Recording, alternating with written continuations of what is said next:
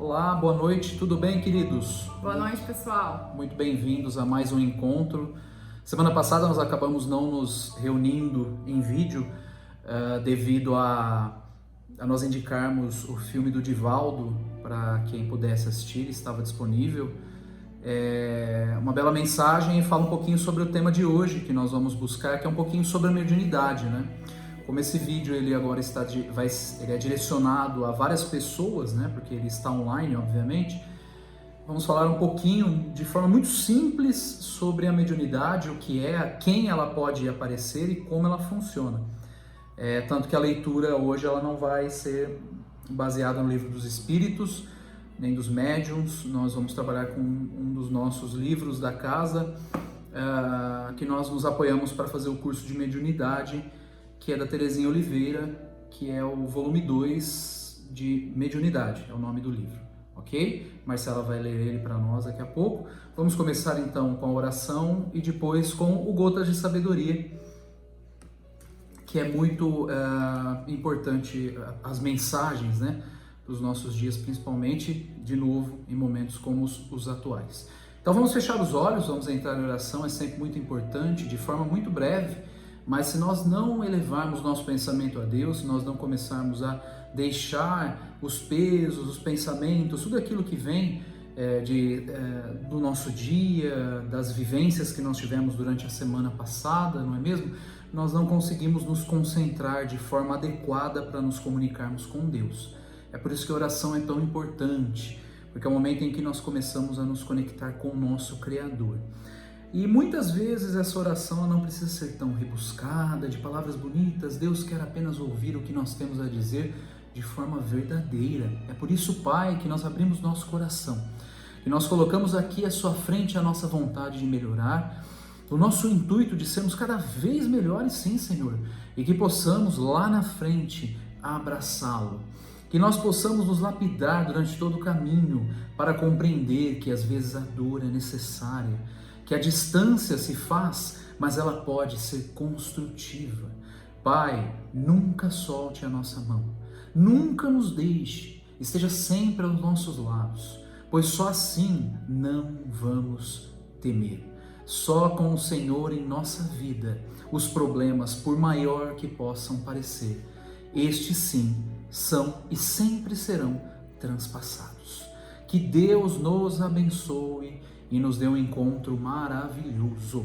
Que assim seja. Que assim seja. Muito bem, então vamos lá, Má. Vamos começar com Gotas, por favor. É o capítulo Espera.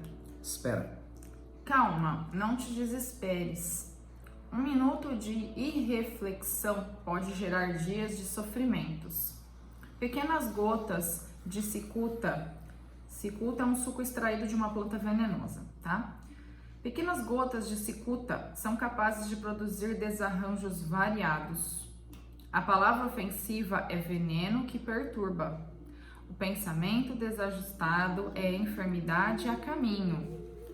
Sentimentos em desordem são perturbações para o espírito. A ação intempestiva é seta contaminada a ferir o semelhante. Uma decisão precipitada e fora do contexto da caridade pode acarretar um porvir de arrependimentos. Por isso, calma. Não há mal que não possa ser evitado no coração de quem o idealiza.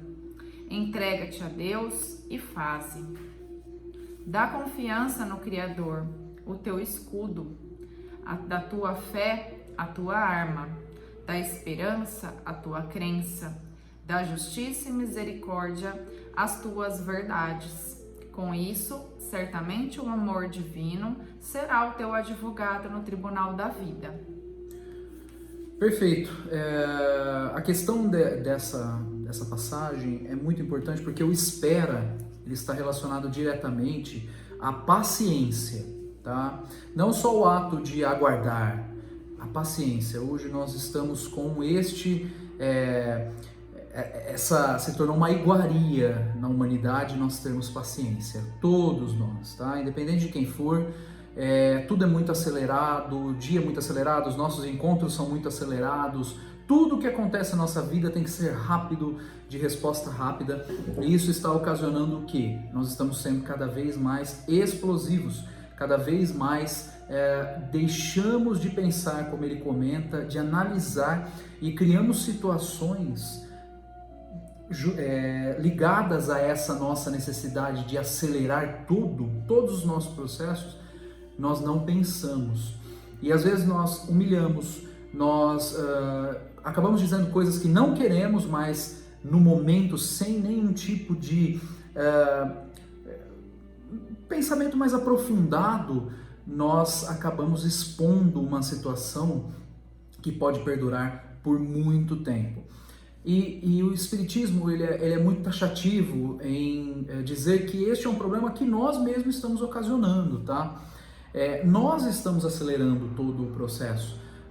A pandemia que hoje acomete a humanidade, ela se tornou, além de muito dolorosa pelas perdas e também a dor da doença, ela se tornou algo tão estranho para cada um de nós, porque nós estávamos sempre neste processo de tempo corrido e vamos executar as coisas sem pensar e fazer e trazer resultados, que ela fez todos nós frearmos, ela fez todos nós esperarmos.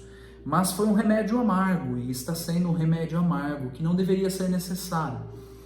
Por isso que ele fala de forma muito precisa: acalma-te. Nós precisamos trazer para a nossa vida um pouco mais de calma. Não é simples. Não vamos dizer aqui que existe uma receita, que é só fazer o que nós vamos falar, que vocês e todos nós teremos uma existência mais tranquila, mais calma, mais serena e menos acelerada. Mas, assim como a doutrina indica que nós somos responsáveis, a doutrina também indica que a solução está dentro de cada um de nós. A passagem nos convida a usar a nossa fé como escudo, não é mesmo? A nossa fé como arma, a colocarmos Deus à frente dessas situações e, acima de tudo, pensar antes de agir. Só assim, começando a mudar o nosso pensamento. E como que eu mudo o que eu penso, né? Uma questão muito interessante. Nós temos muita dificuldade de mudar nosso pensamento. Às vezes nós comentamos o quê? Eu penso, mas não sei por que penso isso, mas estou pensando, é algo que me segue. A melhor forma de começarmos a mudar isso é nos policiando. Percebemos que estamos pensando em algo ruim, que nós falamos algo que não queríamos, que nós magoamos alguém, que foi uma situação ruim, principalmente porque eu executei sem pensar. Eu preciso falar: opa, eu fiz, então não farei na próxima. E se repetir, perceba, não é? Entendi, percebi que errei novamente e vou melhorar. É só assim que nós vamos conseguir desacelerar o processo e, acima de tudo, colocarmos mais Deus, tranquilidade, serenidade em tudo que nós fazemos.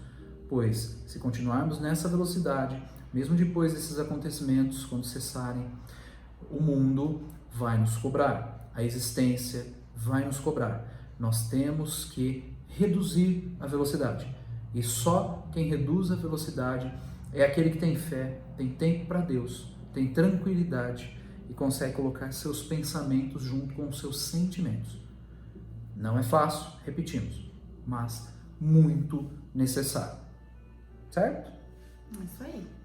Então vamos lá. Nós comentamos, Marcela e eu, que nós vamos tentar fazer a aula um pouco menor, porque ela estava se estendendo por 30, 35 minutos, e às vezes as pessoas, né, nossos alunos mesmo, ou quem assiste esse vídeo, não tem tanto tempo. Parece que é muito pouco, mas é bastante. Então nós vamos tentar encaixar ali em 15, 20 minutinhos a nossa aula, ok? Então vamos agora para o livro de mediunidade da Terezinha, que é muito fácil, ele é simples, né, mas muito explicativo. Vamos então entender o que é a mediunidade. Vamos lá então, aqui é um capítulo que comenta sobre como é a prática da mediunidade, tá? Nós vamos entender o que é ela, e aí posteriormente nós vamos, nas próximas aulas, vamos verificando onde ela ocorre e como é praticável. É natural que nos comuniquemos com os espíritos desencarnados e eles conosco, porque também somos espíritos, embora estejamos encarnados.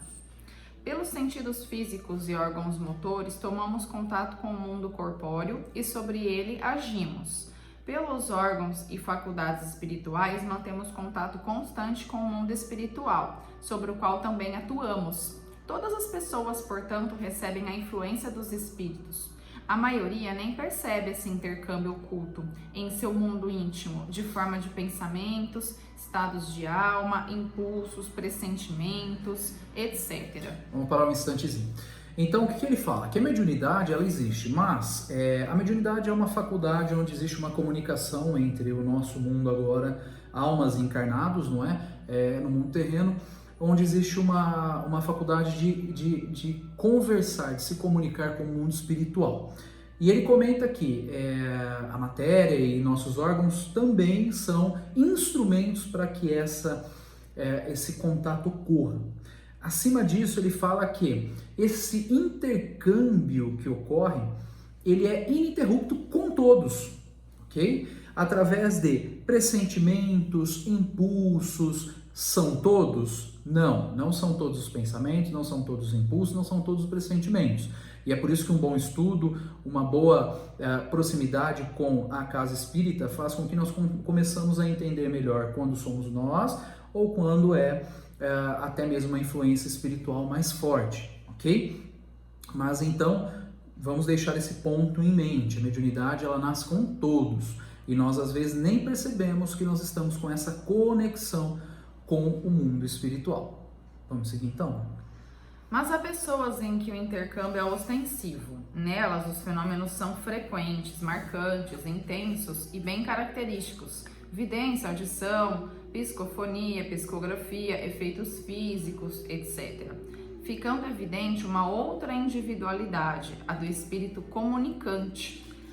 A essas pessoas, Allan Kardec denominou médiums.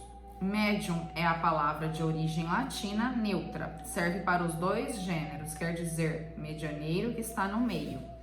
De fato, o médium serve de intermediário entre o mundo físico e o espiritual, podendo ser o intérprete ou instrumento para o espírito desencarnado. Perfeito. 2 pontos importantes, né? Ele comenta que essa mediunidade, deixa eu voltar aqui, mano, tem uma palavra muito interessante, na verdade é uma passagem interessante, que nós temos muito lá na casa. Quando você começa a aprofundar o estudo de mediunidade, você vai ver, como ele disse, psicografia, psicofonia, são demonstrações possíveis desta comunicação, deste intercâmbio com o mundo espiritual. Então a psicofonia, a psicografia tão famosa que Chico usou bastante, não é? Todos nós temos muitas informações sobre isso, e por aí vai, desdobramento, temos várias. Mas isso é um tema mais aprofundado. Sendo assim, se existem essas formas de entendermos e de nos aproximarmos dessa mediunidade, dessa espiritualidade, nós, todos aqueles que desenvolvem e têm, ou seja, todos, essa possibilidade de se comunicar com o mundo espiritual, são elencados, como dito, por Kardec, de médiums ou medianeiros, aqueles que fazem esse intercâmbio ou dão passagem para que este espírito ou este fator do mundo espiritual se faça presente. Ou seja, médiums, medianeiros, aqueles que estão entre o mundo, para facilitar, né? Esse mundo espiritual e o nosso plano terreno, ou qualquer outro que seja mais grosseiro, mais pesado. Perfeito? Vamos lá. Mediunidade é, pois, a faculdade natural que permite sentir e transmitir a influência dos espíritos, ensejando o intercâmbio, a comunicação entre o mundo físico e o espiritual. Sendo uma faculdade, é capacidade que pode ou não ser usada. Sendo natural, manifesta-se espontaneamente, mas pode ser exercitada ou desenvolvida.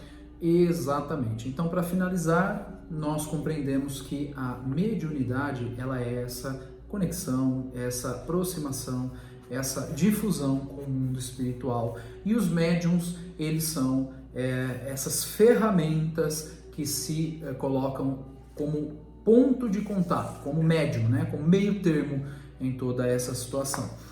E ele fala uma coisa muito importante que às vezes as pessoas, até os alunos questionam, não é? Se todos somos médiuns, por que alguns vão até o centro, desenvolvem, seguem o espiritismo ou qualquer outra doutrina espiritualista e outros não? Simples, a mediunidade ela pode estar presente em qualquer pessoa e ela está, em maior e em menor grau ou numa difusão diferenciada. De qualquer forma, nós podemos desenvolver e potencializar ela ou não. Por mais que ela se mostre, mesmo que nós não tenhamos essa intenção, né? Não quero ser médium, não tenho vontade, não gosto disso, não quero me aproximar do mundo espiritual, existem muitos casos em que a mediunidade ela está aí e a pessoa não consegue se desamarrar dela, vamos dizer assim, não é? Mas aqueles que desenvolvem, aqueles que estudam, aqueles que seguem o espiritismo, qualquer doutrina espiritualista, e começam a compreender como que é esse processo de conexão com o mundo espiritual, esses médiums, eles se tornam grandes trabalhadores de Deus, da seara do Pai. E desenvolvem um processo de intercâmbio com o mundo espiritual que é vital, não só para quem está encarnado, né, quem está aqui, mas para quem já está desencarnado na pátria verdadeira de todos nós. Essa é a grande importância de um médium. Mas é como eu comentei hoje com a Marcela, se não fizermos isso com o coração aberto e não fizer sentido, nós não vamos conseguir desenvolver a mediunidade. Tá? A mediunidade ela é muito mais uma questão de renovação moral para que ela se potencialize, conhecimento, do que o que é... Hoje existe uma certa alegoria, né? Parece que a mediunidade é uma mágica que vai aparecer e não é bem assim, tá? Para trabalhar ela, você precisa realmente ter conhecimento, mudar, tentar um novo conceito moral e espiritual para que os espíritos tenham maior facilidade de se comunicar através de você. Então, convidamos todos aqueles que tenham curiosidade, que queiram saber ou que já sentiram algo relacionado à mediunidade, né? Esses pensamentos, essas intuições muito fortes, até mesmo aqueles que já têm visões, que compareçam a uma casa espírita, que assistam a um encontro. Os nossos alunos sabem muito bem, é de uma paz sem tamanho e de uma libertação intelectual que faz com que nós começamos a enxergar o mundo de outra forma. Não só o material, mas também o mundo espiritual e tudo que rege. Certo? Acho que é isso, né, mano? Quer acrescentar algo? Não, isso mesmo. Certo. Tudo ok. Legal. Então, vamos fazer a nossa oração final do nosso encontro de hoje. Se Deus quiser, estamos na oração para que esses números da pandemia reduzam e possamos estar na casa novamente. A Federação Espírita Brasileira, a USA, estão todos de olho para que assim que houver a oportunidade nós possamos nos encontrar lá novamente. Então vamos fechar nosso olho e agradecer a Deus por mais este encontro, né? De forma muito breve, mas colocar nossas intenções à frente do Pai. Cada um tem uma boa intenção, tem uma vontade, mas nós temos que colocar à frente de Deus aquilo que é mais verdadeiro, não é mesmo? Então, cada um coloque agora na frente de Deus aquilo que está pensando. Pai, nos escute. Nós temos as nossas intenções materiais, mas nós temos que fortalecer a nossa fé. Nós temos que fortalecer a nossa vontade de estar perto do Senhor. Só fortalecendo a nossa conexão com o Senhor, meu Deus, Criador de tudo, que nós podemos ter a oportunidade de renovar essa fé, de renovar a nossa moral, o nosso intelecto. Só assim nós vamos ter uma compreensão melhor das dificuldades, nós vamos ter uma semana mais abençoada, colocando o Senhor na nossa semana. Lembrando dos nossos irmãos espirituais de luz, nossos mentores ou anjos de guarda, como preferirem, que nos resguardam, estão sempre conosco, sempre buscando uma forma de nos intuir, mesmo quando nós não damos ouvidos. Mas nós precisamos sim colocar Deus na nossa semana, colocar Deus no nosso dia a dia. É assim que nós vamos nos fortalecer, é apenas assim que nós vamos conseguir de verdadeiramente ter menos medo e pavor das dificuldades, pois somos todos filhos de Deus. E quem é filho daquele que criou tudo que existe não deve temer, deve compreender, assimilar e, acima de tudo, com fé, seguir sempre em frente. Muito bem, que assim seja. Que assim seja. Fique em paz, que Deus abençoe a cada um de nós e que, se Deus quiser, semana que vem estaremos aqui novamente aguardando vocês. Isso aí, queridos. Tenham uma ótima semana. Fiquem com Deus. Até mais. Tchau, tchau. Tchau.